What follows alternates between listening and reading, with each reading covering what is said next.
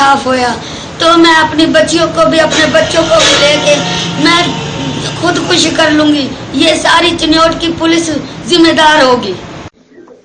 थाना सिटी के इलाका मोहल्ला हमीदाबाद डकैती की वारदात। गरीब वालिदैन ने बेटियों की शादी के लिए रखी जमा पूंजी, अदील नामी लड़के और एक नामालूम शख्स लूट कर फरार।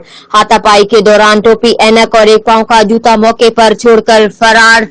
चन्योट थाना सिटी के इलाका मोहल्ला हमीदाबाद में डकैती की वारदात। गरीब खानदान की जमा पूंजी लूट कर फरार। अहले इलाका मशहूर अदील नामी लड़का पहले भी कई वारदातों में नाम आया।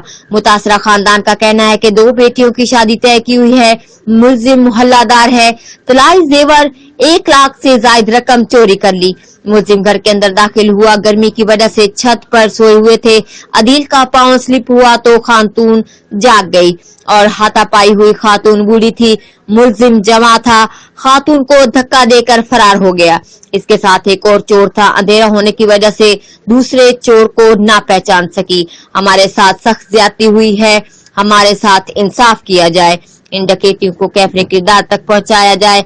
अगर हमारे साथ इंसाफ ना हुआ तो खुदकुशी कर लेंगे, जिसकी जिम्मेदार चन्योट इंतजामिया होगी। आईजी पंजाब डीपीओ चन्योट से फौरी नोटिस की अपील। रिपोर्ट मेहर सुहेल, ब्यूरो चीफ, जियो एक्सप्रेस न्यूज, चन्योट।